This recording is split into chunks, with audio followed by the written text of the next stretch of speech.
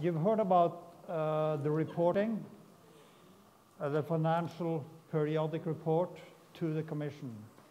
And what happens in some cases when you report to the Commission, then you also have to provide a confirmation from an auditor that what you have reported are correct numbers, basically. But only under certain conditions do you need to do this, and I'll explain what those conditions are. That kind of confirmation is called a certificate on the financial statements, CFS. And that's what we're going to talk about now. So I'll try to explain what it is, and when you have to deliver it, and when is it required. There are some exceptions to this that I'll explain, and I'll tell you that you shouldn't wait until just before the deadline to start looking at what this is. You should look at it when the project starts so that you are prepared for it. We'll explain who the auditors are and the procedure, the documents, what the checklists are. I'm not going to show you the checklists in detail, but I'll tell you where they are, and I'll try to extract a few highlights from them. I'll remind you that you should collaborate with your auditor about this. So, a CFS, this certificate on the financial statement, is an independent report about the costs that your organization has reported. It's not really an audit the way it's generally defined. It's what is, there is an international accounting standard, which I have referred to here, which is, has the name Agreed Upon Procedures Regarding Financial Information. That is ISRS 4400. So, and what it says about that kind of standard is that it's not an audit opinion or a statement of assurance. So, if you have an agreement with an auditor that audits your general accounts, they cannot use their ordinary procedures and their ordinary audit methodology with sampling methodologies and statistical procedures and so on to do their audit, to do their job for a CFS. They would have to just forget about the way they normally do audits and follow a procedure defined by the Commission. And that procedure is defined in Annex 5 to the grant agreement. So Annex 5 to the grant agreement instructs the auditors in detail exactly what to do and what to look for, what to investigate, and what kind of evidence to look for, and also gives you the basis of your checklists, basically. So if you have to submit a CFS, it has to be done at the end of the project, not before. In FP7, it was different. In FP7, every time you got to a certain amount of euros, you had to submit a CFS. And then the counter started from 0 again, and you might have to submit 2 or 3 CFSs just for one project. In Horizon 2020, it's only one, and it's at the end. But then, if you have to submit it, it has to cover the cost for all the periods. So typically, if you have a project with 3 periods, 3 reporting periods, you have 2 financial statements that you have submitted before for the first 2 periods, and the Commission has decided on what costs they accepted and if they rejected any costs. So those are done. And now you're about to prepare the financial statement for the last period. So the auditor has to review all 3 of those and all the data that are there to prove whether the costs were correctly calculated and measured or not.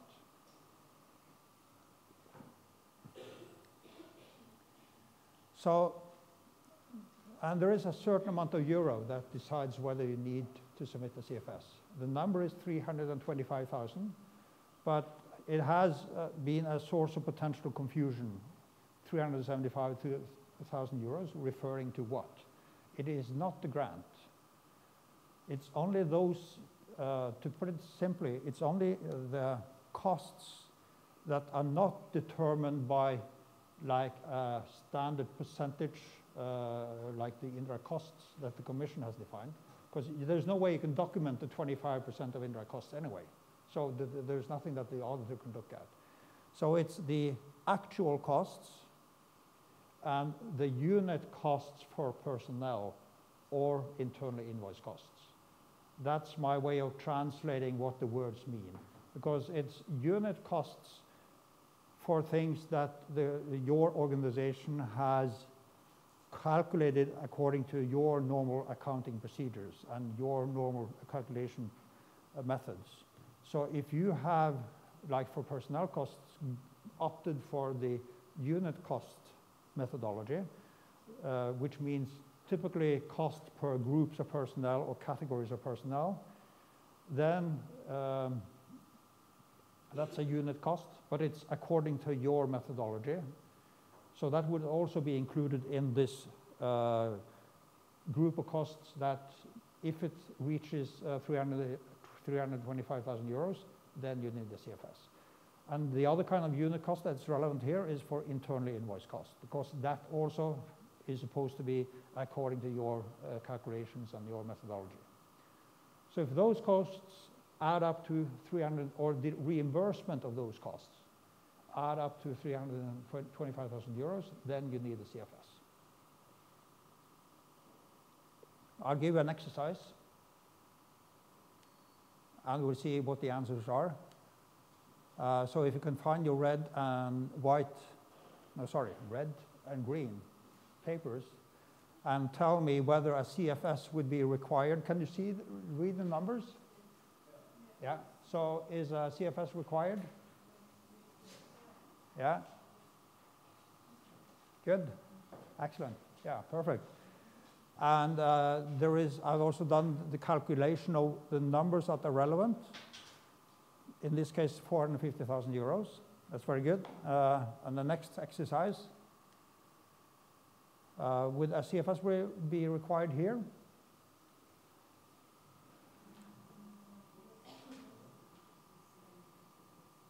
And I would argue that the answer is red in this case.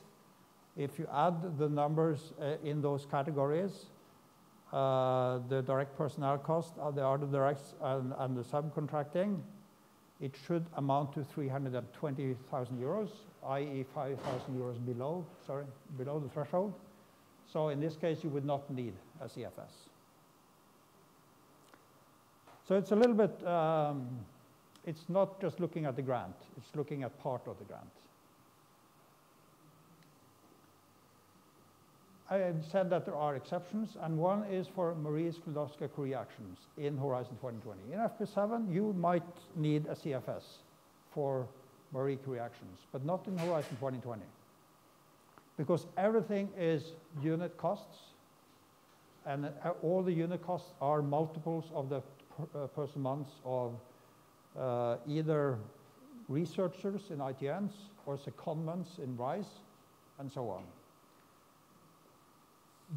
But I can also mention it to you, because I'll say something about that tomorrow when we discuss level 2 audits, or my practical experience, or our practical experience.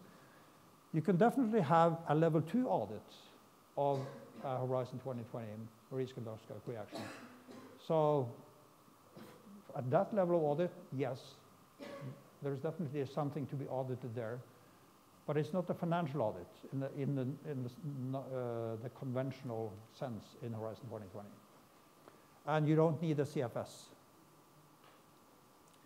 And if you have lump sum funded projects which are piloted now at the end of Horizon 2020, they would not be subject to CFS. Question here, you might think perhaps it's self-evident, but I'll mention it. Are the costs eligible? The cost for the CFS, the bill from the auditor? Yes, but. So it would be red and green here.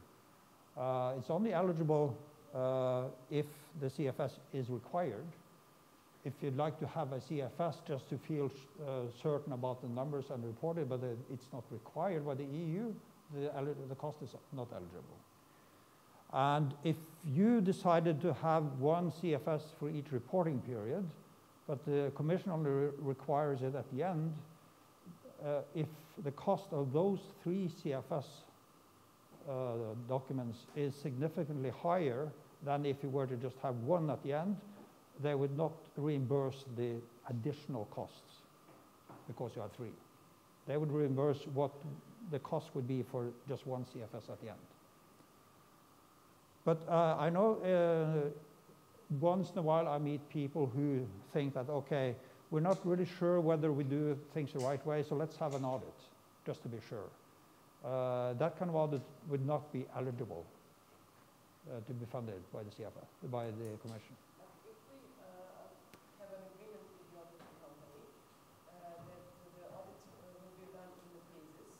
Mm-hmm. Payment is by the work done by them, mm-hmm. But those costs are in some average for the other thing. Mm. Acceptable? I would think so, yes, because the criterion here is it's not going to be more costly for the Commission. Yes. So if you can provide evidence that in the market the cost of just a single CFS at the end would be the same, I don't expect that the Commission would object. Yeah. So, yeah. Next item here, like I said, be prepared from the beginning when a project starts. If you now have your first project in Horizon 2020, you should actually look at this Annex 5 right now when you get back home. Tomorrow morning, right? On your agenda, read Annex 5. No, I'm kidding, but in the beginning phases of your first project, you should get to know Annex 5, because that tells you what kind of documentation that your organization needs to produce during the whole lifetime of the project, if you need a CFS at the end. And also if you need the next level of audit, which you don't know, because that's something, it's more a statistical gamble whether you will have the next level of audit. A CFS, you can calculate whether it's likely that you will have be required to submit a CFS, because you can look at your budget, and if your budget says that you will exceed the threshold, and you assume that your organization will spend the budget, then you can know from the start, okay, we will need a CFS, so we should know what those rules are. Because we should know the definition of eligible costs and the documentation requirements and what the auditor would ask for, so that we have this documentation from day one for this project. Because there's a lot of documentation that you cannot produce it after the project has been finished, basically. If this is not your first project, you have had projects in the past, you should also check, is this a different kind of project with different rules? And also, if then you find that, okay, we need something different for this project compared to the previous one, we should communicate internally about the procedures and documentation that we need for this project. For every project, I would suggest that the project team members, you should collect them in an internal kickoff meeting in your organization and inform them about the procedures and rules that they need to follow. And also, the relevant support staff should be informed. Here's a new project that you will have to support, and also let them know about the project. So who are the auditors in this case? The requirements in the European guidelines are that, first of all, they have to be qualified. What does qualified mean? Can anyone say that, oh yeah, I'm qualified? No. It's defined in this in national legislation that is implementing a European directive. But in most countries, you could operationalize that definition and say, okay, it's people who have this or that kind of certificate. That means they're qualified. So that's a national thing, what these certificates are called, basically. So that's one requirement. And the other is that they must be independent. If you have an auditor, if you have an agreement with an auditor who actually works as a consultant for your organization on how to do things, they might not be independent.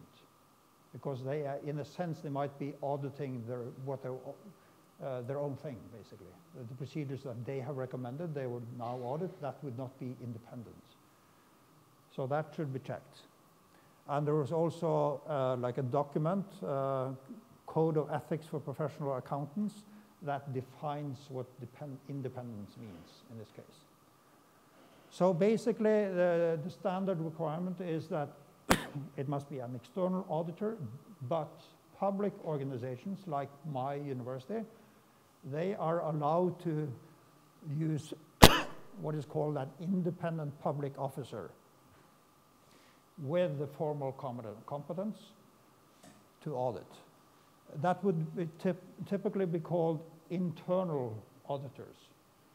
And the formal requirements would then be, in some universities, not my university, but another university in Norway, University of Oslo, they have this set up. They have an internal auditor for their university, but that internal auditor reports directly to the board of governors. So nobody is their boss. They're totally independent, even of the rector.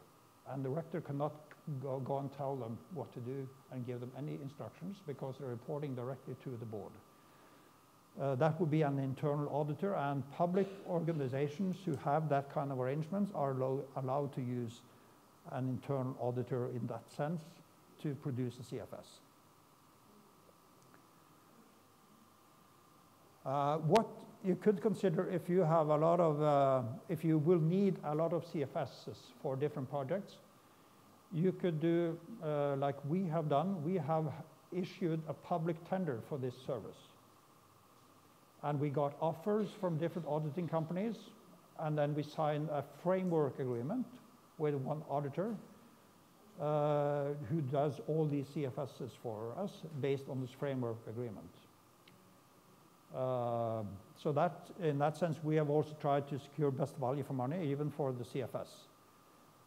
If you're a private company, I mean, we have to follow the rules on that public procurement in Norway. If you're a private company, you're not obliged to follow those rules, but it still might make sense to do your own tender if you have a lot of projects and you need a lot of CFSs.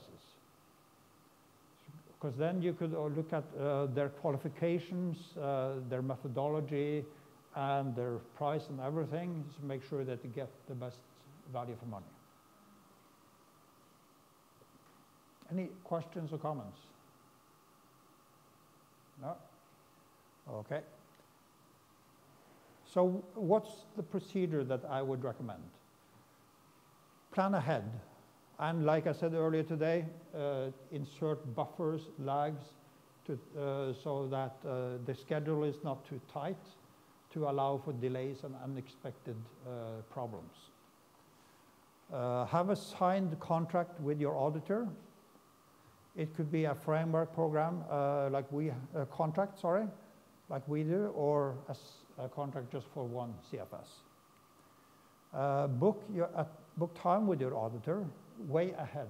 Make sure that they are available, that they're not fully booked for other jobs when you need them to produce a CFS on time. Agree on a procedure and a timeline and deadlines with your auditor and with people within your organization. Because you might need to get information from the PI, from people in payroll, from people in invoice management and so on, information that perhaps is not readily available to you internally, and you also need to have agreed deadlines with your auditor so that you know that the procedure can be completed on time for your deadline. to submit the report. And then you perform all your preparation procedures, and you prepare a draft financial statement, and then the auditor will look at your draft financial statement and all the other data documentation that goes to support that financial statement. You have to expect to respond to questions and comments from the auditor before everything is settled and agreed, and you have the final financial statement that you submit to the coordinator. So allow for a few back and forth discussions with the auditor when you plan for this. Don't assume that it's all you submit once and everything is okay. So what are the documents? I said it's Annex 5 to the grant agreement. That consists of 2 documents now. It's the terms of reference, which is a contract between you and the auditor. And for us, even though we have this framework program, we also sign a terms of reference contract for each individual CFS. Because that is part of the package. And then there is the independent report of factual findings, which is the auditor's report. And Annex 5 has a very detailed table of what these factual findings should be about, what are the costs, and what is the documentation that they are instructed to look at. And that is the basis of your checklist, because that tells you what questions the auditor is supposed to ask you when you submit your financial statement. I won't go into detail, because these are just extracts of what you find in this table, in the report of actual findings.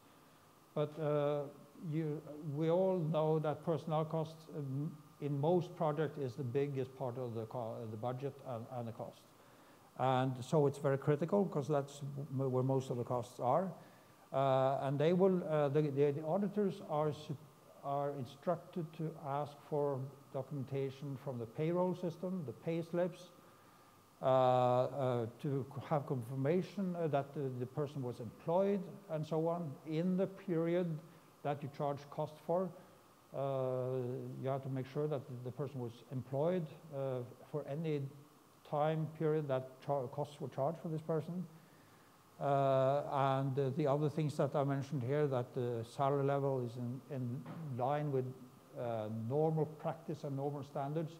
In our case in Norway, we have tariff agreements, or wage agreements for the public sector, which says that a PhD should start at this salary level and then progress such and such stage. And so we have to document that they're not being paid in less than or more than what's in this agreement, for instance.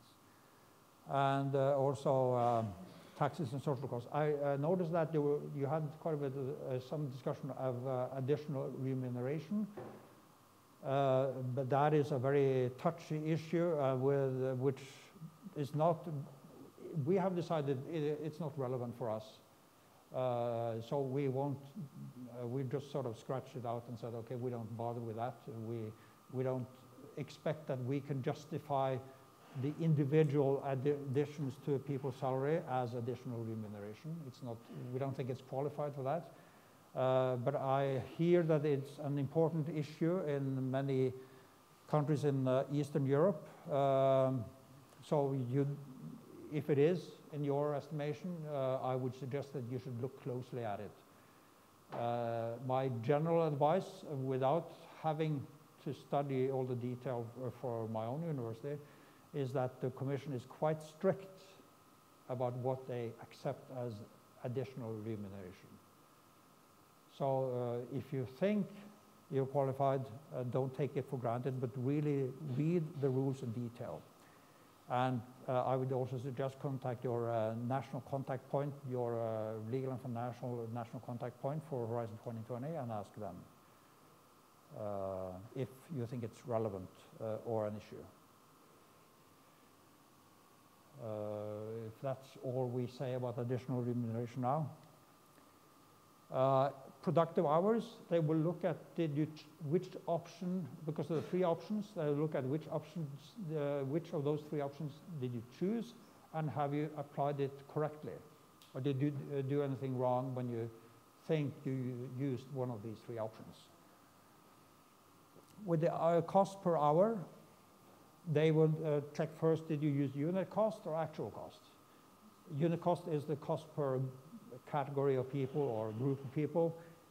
If you have used unit cost, they'll first ask if you have this so-called COMAC, which is a certificate on the methodology to calculate unit cost, and I don't think many of you, I don't think many in all of Europe have that kind of certificate.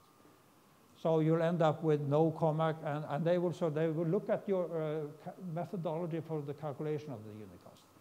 So you cannot just report the cost, but they will have to show them the calculations for the unit cost. And the same thing for the hourly rates if you have used actual cost. They will ask about what does your time recording system look like? What is the system? Ask for a description of the system. And they'll ask how it is implemented.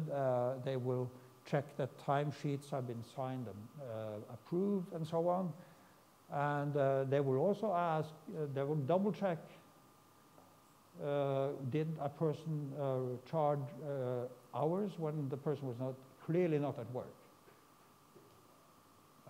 And they could look for any kind of evidence. They could look for emails or evidence that this was a holiday, vacation, or they were somewhere else, whatever they can find.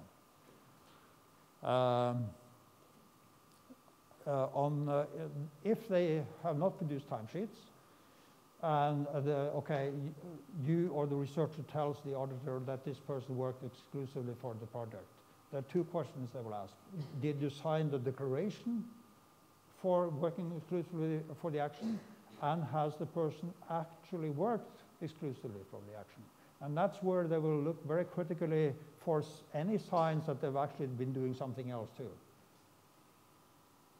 One example would be like if a researcher has been spending time writing proposals for other grants, then it might become a problem to justify that as being work for this project. Who is liable in this case if there is, for some reason, some false declaration?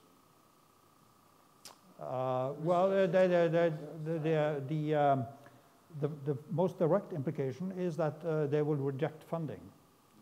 So your funding to the university or to the organization will be reduced. And they might, I don't know exactly what the specific methodology for the auditor would be in this case. They might try to do a calculation and say, okay, 10% of the time is doing something else, so we'll reduce by 10%, whatever. Just one way of thinking. If they start to see a repetitive pattern that this keeps happening again and again, there is the risk of this flag called systematic error. If you've heard about that. Systematic error is a name for what the Commission thinks, okay, this organization systematically does a mistake or is even close to committing fraud, or they're systematically doing things in an incorrect way. What they would then, if you get into that situation, the Commission might say, okay, provide us documentation on these costs for all of your projects. For Horizon 2020, maybe even back to FP7, but at least all of your Horizon 2020 projects. If you have like 100 projects in the Horizon 2020, they might ask you to provide documentation on this particular issue for all of the projects. That's the first thing that would happen. The second thing that might happen, I'm not saying it definitely will, but they might withdraw or claim money back for all of these projects based on a similar kind of calculation. So if, for example, they concluded that you systematically declared 10% too much because they systematically work 10% on other things, they might claim 10% back. And worst case, they might even give you an additional penalty. Yeah. That is because then we are more into the parts of the grant agreement that we normally don't think we need to read. When you're into more serious stuff about, there's one term, but that's not really related to this. But there are rules in the grant agreement that they can give you an addition, not just reject costs and say that you'll have to pay back because you in the past have received this funding and later discovered that you have this systematic error and then ask you to pay back. But in addition to asking to pay you back what you have received earlier, they might give you a penalty on top of that. But I'm not saying this is likely, but this is the worst case scenario. So institutions should have a mechanism to assure compliance, total compliance. It would be in the institution's interest because it will be a problem for the institution more than for this individual. They will go after the institution, and they would attach the bell to the institution. Yeah. Yeah. Yeah. Question? Okay.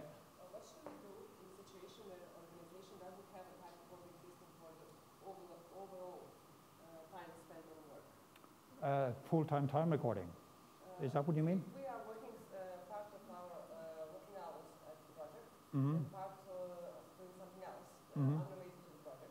And we don't have the obligatory time recording system in our institution. Mm-hmm. How can we comply with the rules of the Horizon 2020? Well, we are in the same situation. And in our case, it may be even more to the end of the scale of not really recording hours, because in our university, time recording is done on Horizon 2020 projects and maybe a couple of others, or yeah, I'm exaggerating. So you have to justify you have to provide other supporting evidence and arguments to support the fact that what is the total working hours. Because what they really care about is the percentage of time for the project versus the total working hours. In our case, we have part of the employment conditions in public universities in Norway is that the normal working hours are defined. Yes. And is also the basis of the tariff agreement. And I discussed this with the head of our Human Resources Division quite a few years ago. And the reasoning was that, okay, a professor or a PhD or a postdoc at our university, they are only being paid to work 7.5 hours a day, not 8, but 7.5. Whatever they do outside of that 7.5 hours, that's their issue. If they want to spend 20 hours a week of their own time working on projects, they're not being paid for that by us. So it's not a cost to us. Yeah. Yeah. According to the law. Yes? Yeah, and the same in our case. But the reasoning is that because the full day of work is limited to 7.5 hours, we know that that is by definition decided. The total working hours that which generates a cost to the employer is 7.5 hours a day. And we know how many hours they work on the European projects. And that is the argument that we present to the auditors, and the auditors accept. That, okay, X percent of the total working time is, which is a cost to the employer, is for the project. So we have never had full-time recording. We have had audits by the commission or auditors working for the hired by the commission over the years, over quite a few years, while using this principle, and it has always been accepted. Yeah. But you have to provide evidence that if it looks like, okay, I'll give you an extreme example. If a professor always has a 60-hour work week consistently, and you find evidence of that, and if this professor charged 40 hours a week to a project under Horizon 2020, then actually the whole salary would be covered by the project, even though it's only 2/3 of the time. Yes. That would be an issue. Yes. Yeah. So an auditor should look for that. And you should expect an auditor to look for evidence of that nature and make sure that the professor is not in that kind of situation. Thank you. Yeah. Do you have a question? It's somehow related to this, but it's the question about the declaration. Mm?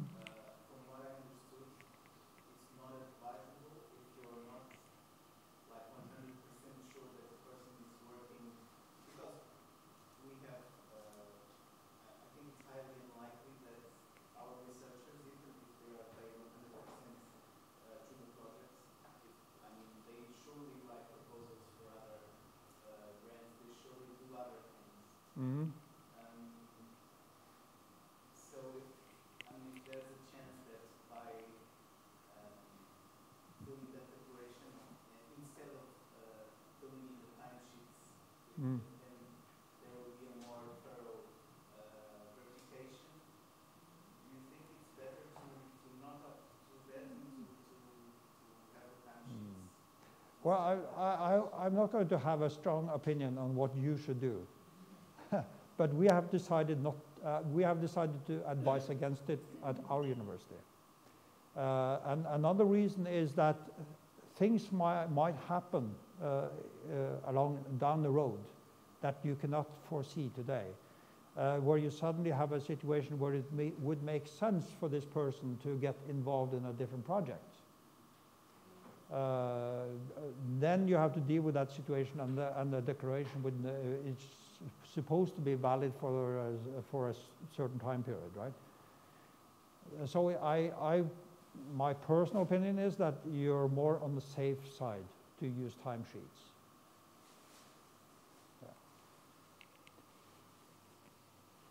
Yeah. Okay, so no more questions so far? Time recording. So yes, they will look at the things that we've discussed here with the time recording system and the timesheets and so on, and this working exclusively for the action thing. Subcontracting, a whole list of issues here. I don't think I need to spend as much time on this. I assume that you all know that subcontracting is something that the Commission always looks very critically at in Horizon 2020, although less than in FP7. The basic principle is that subcontracting is when you have a third party, i.e. an organization which is not a member of the consortium, perform a task which is defined as a task in the grant agreement in Annex 1. But you can probably not take it as far as to mean that this third party, it's only subcontracting if the third party does the whole task alone. That's probably taking it too far. So even if it's doing part of the task, it's quite likely that the project officer would say this is still subcontracting. But that's a basic definition. And if then this is not mentioned in Annex 1, the rules say that, like I mentioned earlier, it can be accepted, but there is no guarantee. So it's better to have it in the grant agreement. So the auditors would look very closely at this with the checklist that's here. Not just is it in Annex 1, but check, did you make sure to get best value for money? Did you follow your procurement procedures? Whether it's public or private, did you follow the procurement procedures that are defined for your organization? And subcontracting between beneficiaries is not allowed still, so they will look for that as well. And check, did you actually get this service provided? Or they did just pay for it without getting anything. So, in other direct costs, you have all these categories, and they look for travel. Has the usual travel policy being followed? For instance, if it's usual policy to always travel first class, they will accept it, otherwise not. And any documentation that supports that this had anything to do with the project and was necessary for the project. For depreciation, I will also look at how you procure this equipment that you're, or infrastructure or assets that you're reporting depreciation costs for. So procurement, again, is a critical issue, and has it been correctly recorded and so on. For other goods and services, they look at did you record it in the right way in the accounts, and in the category other goods and services, they also ask now, did you declare this as equipment or not? Internally invoiced goods and services, that's a new issue. I don't know if we should go into detail about that. I'll give an example of what could be called an internally invoiced cost. If you have a lab which does a certain analysis on samples, and they have calculated a cost per sample, that would be an example of a unit cost which is internally invoiced. Then it might be eligible as internally invoiced cost, provided that you comply with a number of conditions which are defined. And they will look at whether you qualified for that, those criteria. The exchange rates, if you are in a situation that you are not operating in a euro-based country, they will look for whether you follow the procedures there. And if you're in euro-based country, they will look at how you dealt with the exchange rate for invoices in other currencies. Work with your auditor, but also make sure that they're well qualified to do the job. You should make sure that the auditor knows the rules well and also is up to date. I have seen examples of auditors having completely misunderstood what they were supposed to do with the CFS, and they had done a normal audit. Nothing to do with the CFS, and it was a waste of money, a waste of time. So make sure that the auditor really knows what this is about, and that they keep updating their knowledge about this. Like, for instance, this term internally invoiced cost, that's a new thing. So they cannot just rely on knowledge that they obtained when Horizon 2020 started. But also you should take the opportunity to learn from them as auditors.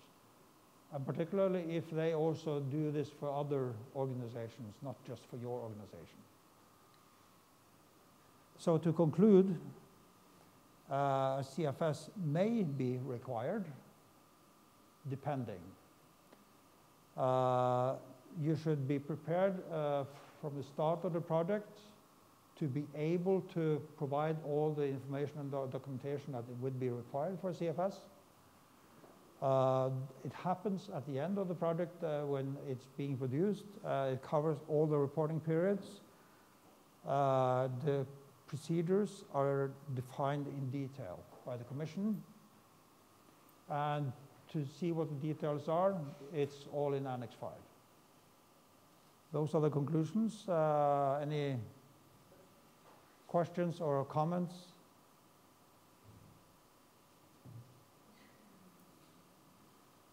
Yeah. I have just a minor question. In 7th framework program for travel, local taxes like indirect taxes you had to pay for hotel, you know, like if the hotel is 50 euros, then €1 is local tax, were not eligible. Mm-hmm. How is it with Verizon? It's eligible if you cannot recover it, is the term. Well, you can never recover these. Yeah, so it's eligible. They are not. Yeah. VAT is the most common type of indirect tax. But some of the other things that you would have on travel costs were in the same bracket, although not necessarily VAT. But VAT is the basic, by far the most common indirect tax. So whatever is the rule in VAT also applies to other indirect taxes. If you cannot recover it, it's eligible. Yeah. Okay? No other questions? So now you can produce your own CFS. You don't need the auditor, right? Okay, should we have another 5-minute break? Okay, thank you.